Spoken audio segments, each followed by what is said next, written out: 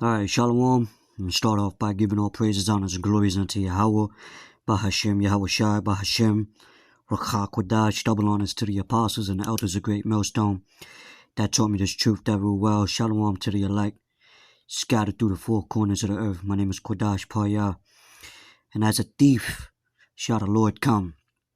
Alright, as a thief shall the Lord come, because people are not going to be aware. They're not aware now of all these prophecies happening, right? Because they're not watching. They don't know what to watch for, and they don't believe. So therefore, as a thief shall the Lord come. And what inspired me to do this, it was all through the Spirit. I was talking to the brother Ma'aka'Allah, and we was going into how the people, right, chose Barabbas over Yahweh Shai. They chose a thief, a robber, over Yahweh Shai, the Son of Man, right? And we know the scriptures where it states that the Lord is not mocked. So y'all chose a thief, y'all chose the robber that could break into your crib at any time and have no remorse, rather than the Savior. So you know what? It's how the Lord is going to come. Alright? And there ain't going to be no remorse. So let's start off with the book of 1 Thessalonians, chapter 5, verse 1. But of the times and the seasons, brethren, ye have no need that I write unto you. Right? We know what's coming. We're watching. For yourselves know perfectly that the day of the Lord so cometh as a thief in the night. For when they, right, so it's going to be like like a thief, where someone in their house with a family, they at home, sleeping, right? And a thief comes unexpectedly, right? When you least expect it, you sleeping, they come in, break into your crib, and you wasn't prepared for that, because you didn't know that a thief was gonna come and break into your crib. That's how Yahweh Shai is gonna come. While people was partying here, drinking, marrying, giving in marriage, they look not unto the Holy One of Israel. You see, so when Yahweh Shai comes back with the holy angels to bring vengeance upon his place, primarily America, which is Babylon the Great, right, and salvation unto his elect, these people are gonna, wail because of him, and hey, even Yahweh Shai don't even know when he's gonna come back. The angels don't even know, but Yahweh does. It says, for when they shall say peace and safety, then sudden destruction cometh upon them as travail upon a woman with child, and they shall not escape. So we're seeing these prophecies accumulate year by year, getting worse and worse as a woman in her birth pains. So we know, like a woman that's about to give birth, she knows through the severity of the pain and the times of the months, right? Just like the men of the Lord when we watching and praying. So it's not going to, when Yahushua comes back, we're not going to get caught like a thief. Oh, it's unexpected. No, we are expecting it, because the Lord said these things was going to happen before his second return. Wars and rumors of wars, famine, pestilence, plagues, right, divisions, right, the MOTB, World War III, so on and so forth, martial law, all these things. The blueprint was laid out. So we're not in darkness. We're not spiritually asleep. We're watching. You see? Remember when Yahweh Shai rebuked the scribes and Pharisees? He told them, you could read the weather, when it's gonna be dark, when it's gonna rain, when it's gonna be cloudy or whatever, the weather, right? They can discern that, but they can't discern prophecy. Verse 4, it says, but ye, brethren, are not in darkness, right? That day should overtake you as a thief. Ye are all the children of light and the children of the day. We are not of the night nor of darkness. Right? This place is darkness. You know? When you're in a dark place, like a tunnel or even in a house, there's no lights. Right? You stumble, you stagger, you don't know where you're walking. Same example is the mindset of these people that love this society, that's so caught up in the broad places. They're staggering. They don't know what's going on. They don't, all these events occurring. And we're telling these people, look, with the light, which is the scriptures, which guides you, shows you the way, right? But these people rebuke it. They don't take heed. They don't believe. They don't, whatever. They're in darkness. They all walk on in darkness. As it tells you in Isaiah 29th chapter, it says, therefore let us not sleep as do others, but let us watch and be sober, meaning be focused. Pay attention. Don't sleep like these people around you. They're like the walking dead. They don't know what's going on. They're spiritually asleep, right? They got eyes but see not, ears but hear not. It says, for they that sleep, sleep in the night, and they that be drunken are drunken in the night. But let us who are of the day, right, be sober, putting on the breastplate of faith and love, and for an helmet, the hope of salvation, because that's what we're hoping for, salvation. And we know the end is coming. We hear it, we see it, we feel it. We watch the events, what's going on, we filter it to the scriptures, through the scriptures. That's why the scriptures say better is the end of a thing than the beginning thereof. Scriptures speak about the promise, how Yahweh Shah is coming back, right? Things of that nature. And what? Everything is manifesting before our eyes. It says the end shall speak and not lie. Though it's tarry, wait for it, Right?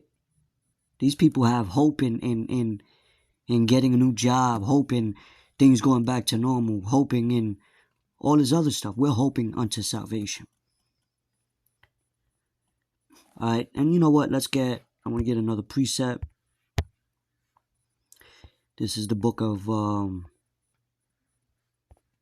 don't want this to be too long, straight to the point, Lord willing. Second Peter's chapter 3 and verse 10. It says, but the day of the Lord will come as a thief in the night, in the which the heavens shall pass away with a great noise, and the elements shall melt with fervent heat, which is talking about these missiles, these intercontinental ballistic missiles that shall be shot from one end of the earth, during World War III, right?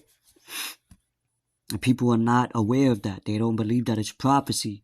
So when they see the missiles in the sky, oh snap, it's going to be too late. Then they're going to know that a prophet was among them. See? And that's how the Lord is coming, like a thief in the night, man.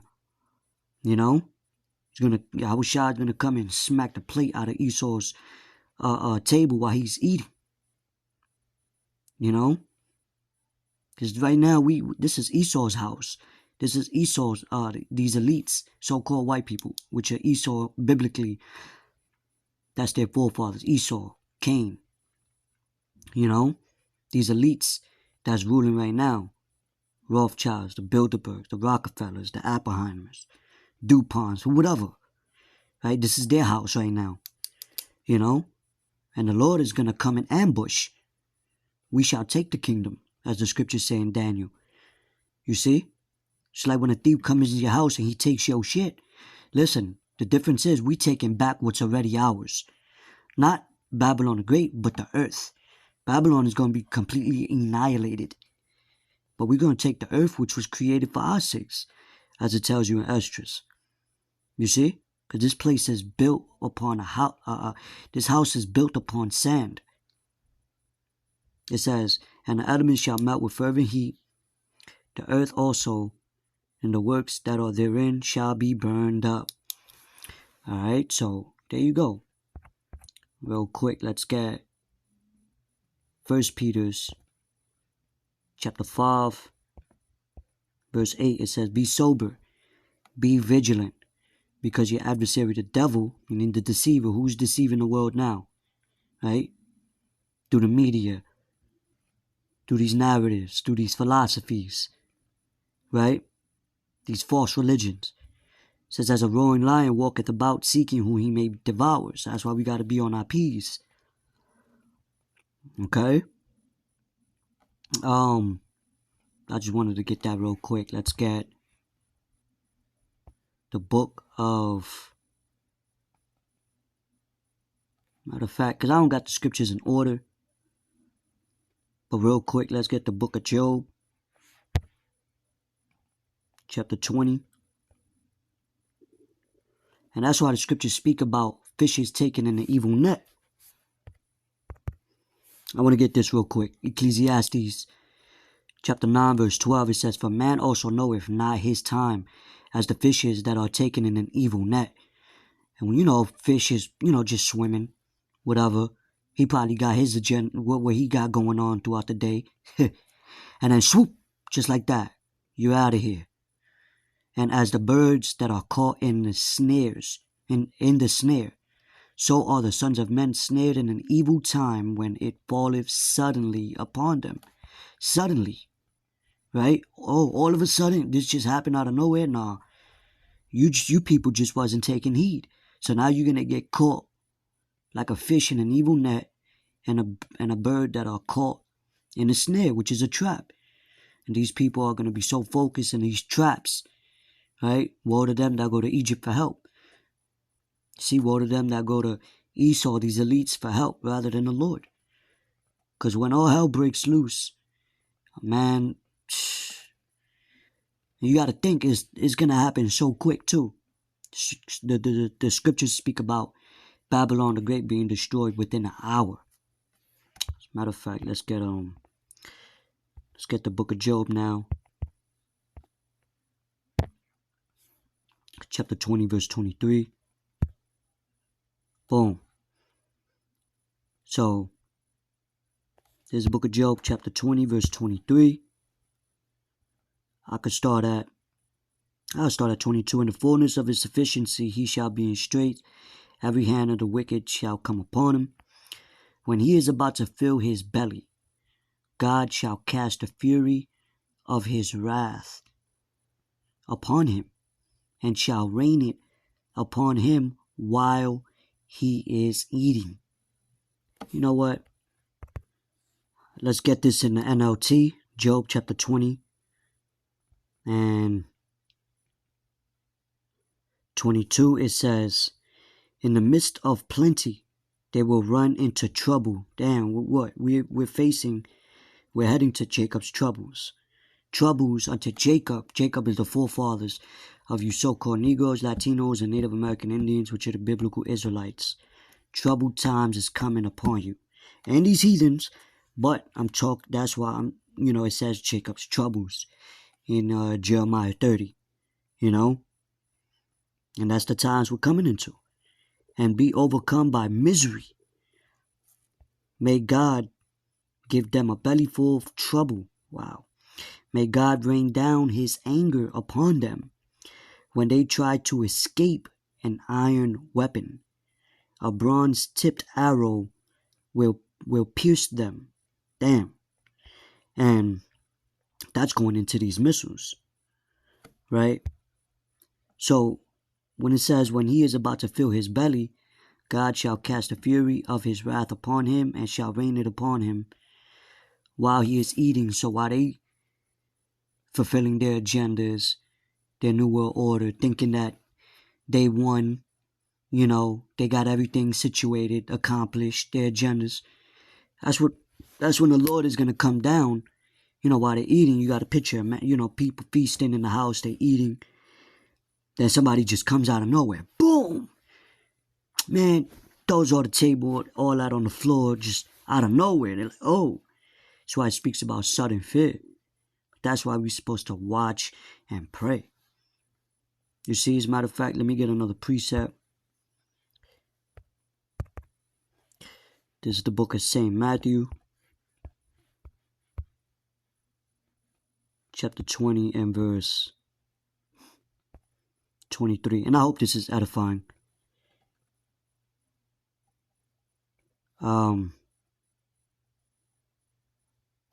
Slack here. This is the book of St. Matthew, chapter 27, verse 20.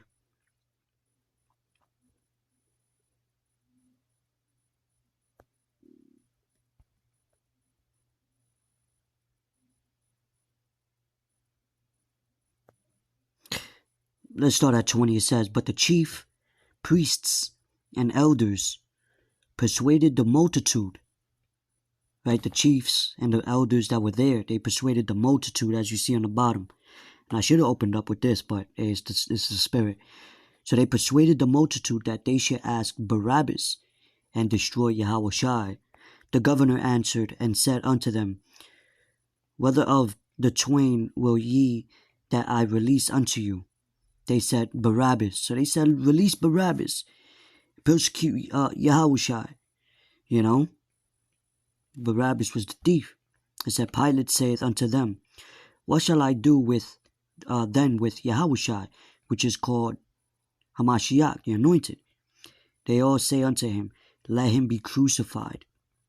And a lot of them was you so-called Negroes, Latinos, and Native American Indians, which are the biblical Israelites. Y'all saying the same shit today, you know? And when y'all come at the prophets, the men of the Lord, you know? You don't hate us, but the one that sent us. It says, and the governor said, "Why? What evil have he done?" You know? So he's like, why y'all want to persecute him?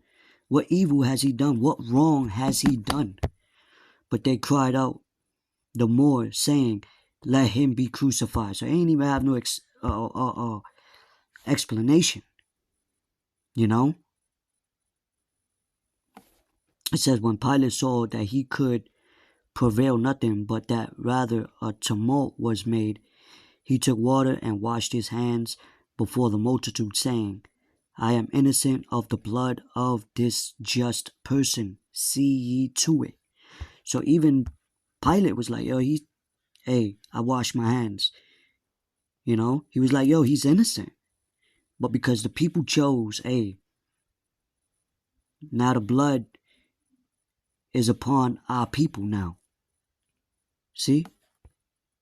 So when you see our people going through shit, going through this, that, and the third, you know, and they going through hard times, now you want to cry unto the Lord, they're going to do that when all hell break loose too. Lord, you know, then shall they know that a prophet was among them. Then they're going to know, damn, we fucked up. You know? Matter of fact, this is the home run right here. Then answered all the people and said, "His blood be on us and our children." So when you're seeing children die, seeing women die, old women, pregnant women, old men, young boys, just remember this, you know? Just remember this. Because what? People reincarnate. We all come back. The prophets came back, and the people that I'm reading about came back. You know? And the things they did before, they're going to do again. Right? So, it says, then answered all the people and said, "Let his blood be on us and our children." So when Yahushua come back, man, it's going to be a lot of bloodshed. Like a man trampling or stomping in the grapes. You know, in the mire. So,